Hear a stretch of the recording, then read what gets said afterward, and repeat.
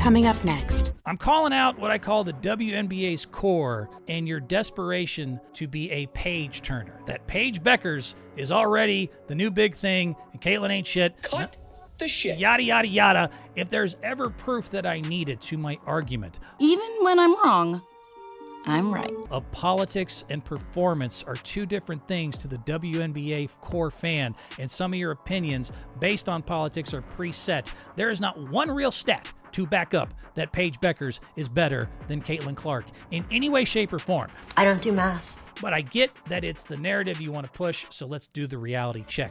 I like Paige Bueckers. She's a very good player. She has not proven in any way, shape, or form that she is better than Caitlin. All right, go ahead and show the clip. And I know the narrative. I know this is what the W wants. She is the chosen one. For the longest time, they've wanted Paige Bueckers to be the one. I've heard about her since high school, and she just makes more sense coming from UConn, but also she fits the brand. She fits what they're used to. It's a safer image. She says, the right things. She lines up perfectly with the media and the players and the politics. And P.S., Caitlin does too, which I keep trying to not get into sides-offs about that. But Caitlin has never said anything other than what 99% of WNBA and their fan base would agree with. But somehow, when Paige says it, it gets highlighted, and y'all give her the Attagirl, which is also kind of eye-rolling in its own thing I can get into another day about oh, you're so brave, you're so this.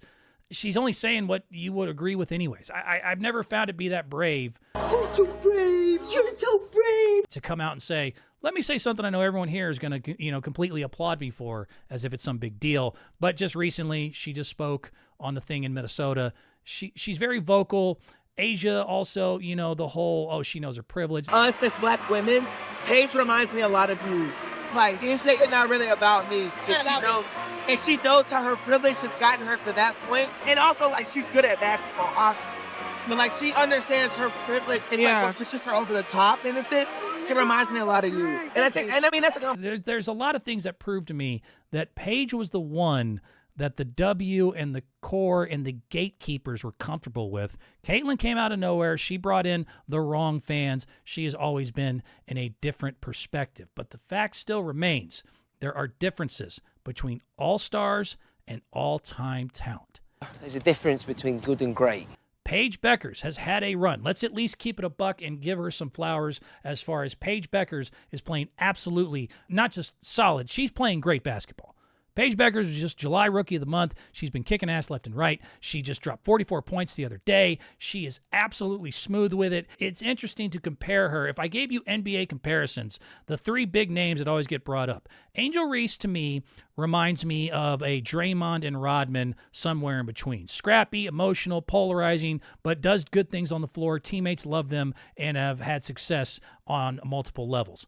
Caitlin Clark is Steph Curry. And that's just, I've explained this a million times. She's Steph Curry in a ponytail with her logo threes, exciting play, and everything else. Paige Bueckers is SGA.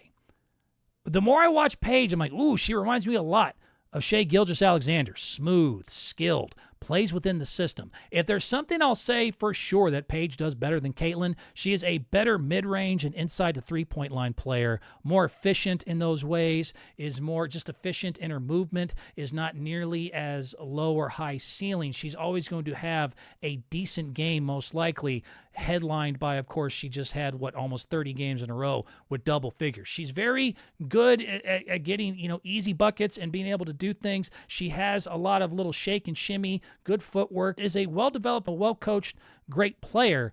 She just doesn't have the same ceiling and doesn't have nearly the same excitement. I just do not see, whether it's through television ratings, people really that watch talking about it, you just don't get the same level of excitement as you do with Caitlin going 5 of 7 from threes with 13 assists. Half of those were from 30 feet. It's the same thing as Steph Curry. Steph Curry versus SGA. Steph Curry, no matter where he goes, you'll see a million Steph Curry jerseys in the stands. You will see people chant MVP. People come there to watch him specifically. SGA was just MVP last year, and all that's fantastic. SGA does not sell tickets. People do not go out of their way to talk about SGA, even though he's the MVP and champion. He just plays a nice, concise, efficient, well-organized game, but it's not the same level. It doesn't bring in the same level of excitement. It also doesn't have the same ceiling as a Steph does. So I think it's a fair comparison to say that Angel is somewhere between Draymond and Dennis, that Paige is definitely an SGA, and then Caitlin is Steph, and you're trying to compare SGA to Steph, and I think both deserve some love in their own right. I don't think most people argue. Maybe some of you Thunder fan will, but I think most people know the difference between SGA or Steph Curry. The other reality check that has been interesting is that in the last few games, Paige Bueckers has finally, the gloves have come off after that 44-point, blowout. If you saw those highlights, dude, there was a lot of one-on-one coverage. That has all gone away in the last 3 games. It has only been 3 games that Paige has gotten the Caitlin Clark treatment. She has, of course, struggled a little bit with that, and the last 3 games only averaged 12 points. She has averaged 6.3 assists, but shot only 12 of 34 from the field for 35%. But her coach is already complaining, and it's almost hysterical to watch him bitch and moan. He's like, oh, this is unfair. They're being too physical, and they're double-teaming her, and they're hitting her, and all this. What has happened to the WNBA? And the rest of us Caitlin fans are just sitting back chuckling a little bit, going like, really, dude? You gotta be kidding me. Like this, do you want to go there? Oh, she been doubled for 3 whole games? They getting a little physical with her? To all, the Wings fans and Paige fans and everyone else, it is hard not to laugh in your face at the idea that 3 games of tough defense is somehow worthy of the world's smallest violin. Oh no, I'm playing the world's smallest violin. When from the second Caitlin walked onto the court, she was getting her ass kicked, double teamed. All the stats will show that and prove it.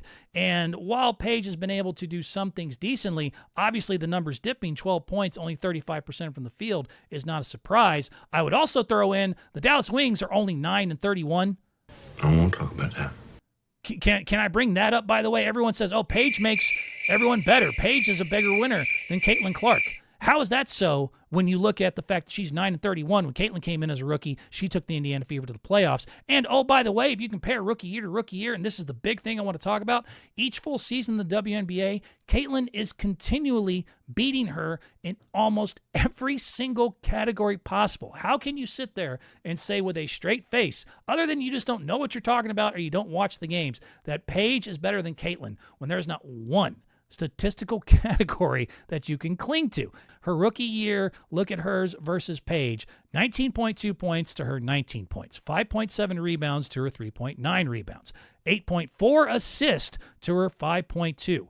Even more steals, even more blocks, still shot a better percentage from 3, even had a higher efficient field goal percentage. So I ask you one more time, if Paige is clearly better and she's the next one and everything else, how is she not able to beat her in any statistical category of note in her rookie year? Then I could even throw in, remember they played in college. Why you bringing up old shit? In the NCAA playoffs, Caitlin beat Paige and she beat her with Iowa. Paige lost with UConn. And the hard truth about this, too, I want to say this.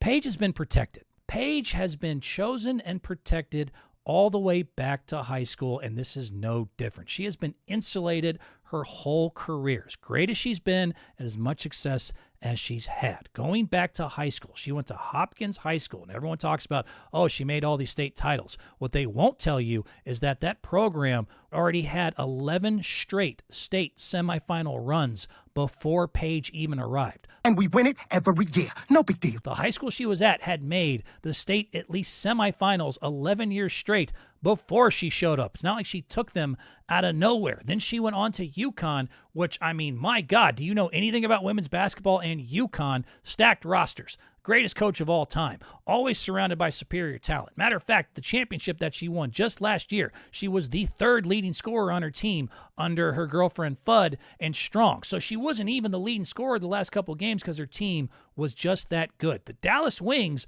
are the first time really in Paige's life that she's had to carry a bad team, and they are 9-31. Caitlin Clark has been carrying Iowas and Fevers and everyone else on her back from the minute she has showed up. And this is my new favorite of the dumbest thing that I've heard people say when comparing Paige to Caitlin. That's dopey talk. That's dopey dumb talk. That she's not as injury prone, and that also is why Paige is better. That Paige is less injury prone than Caitlin Clark, and her availability also makes her better. That is not just wrong. That lets me know, like, dude, you just entered the chat. I don't know anything. I don't know anything about anything. Like, you just showed up. You have no clue what you're talking about, and you literally just, I started watching this sport a week ago. Let me say some stupid shit. All the way back to high school, Paige Bueckers, who, I have nothing against, has had health issues. In high school, she had a stress fracture and she had patellar tendonitis that kept her out of certain games. Go to UConn, she had not one, but two major injuries. In 21, she had a tibial fracture. In 2022, she had an ACL tear. It is easy to jump on the bandwagon right now with Caitlin Clark's injuries, but this is the first time going back to high school that Caitlin has missed any significant games because of injury. And yet y'all have the nerve to say you know this sport with a straight face and go, well, oh, actually, she's more injury. I mean, you're just, ugh. This is the dumbest thing I've ever heard. I get it. You were already preset in your opinion, but you need to back up some facts when you come to talk to me about this. And just in general, it's just hard for me to have any mercy for poor Paige right now, getting double teamed and everything else and getting more physical for 3 games. The Caitlin treatment is so real, and it's been so real from the jump. Sophie Cunningham talked about this on her podcast and said, it was fun when I was in Phoenix, but now that I'm in Indiana and I'm a part of it, it's complete nonsense. And even with all that, Caitlin Clark in her rookie year, her only healthy year, did more than legends did in their entire careers up to this point. There are 3 records I want to highlight. First of all, her teammate, Kelsey Mitchell, who I love, and a lot of y'all are trying to say is better than Caitlin too. Okay, I love Kelsey, but she's not Caitlin. She just broke the Fever point scoring record. That was actually Caitlin's record from just last year. Kelsey Plum, considered one of the greatest legends, just joined Caitlin Clark in the 700-point, 200-assist club. She has been in the league for a decade. Alyssa Thomas just joined Caitlin Clark in the highest points created club. I think actually surpassed Caitlin. But again, Alyssa Thomas, been in the league for a long time. Kelsey Plum, been in the league for a long time. Kelsey Mitchell, been in the league for a long time. They all are bragging about records that they set this year that Caitlin was able to do in just one. That only took you 112 years. There's just levels to it. Fans have been calling this out and saying, dude, tell Paige welcome to the league. Tell Paige welcome to the Caitlin show. And I will continue to root for her. I think it is good for the league if they can stick around to have these two continue the rivalry. But until she actually does more than have a couple blips in a 44-point game here and is doing better than 9-31 on the first time she's had to put a team on her back and is not statistically in any way above Caitlin Clark and has not set the same amount of records, don't talk to me till you actually research something. It's called Google. It's very easy. You type, you look it up, you'll know some stuff. Or you can just listen to me. Tricky Guy Sports. Full episode online now. Don't forget to like and subscribe.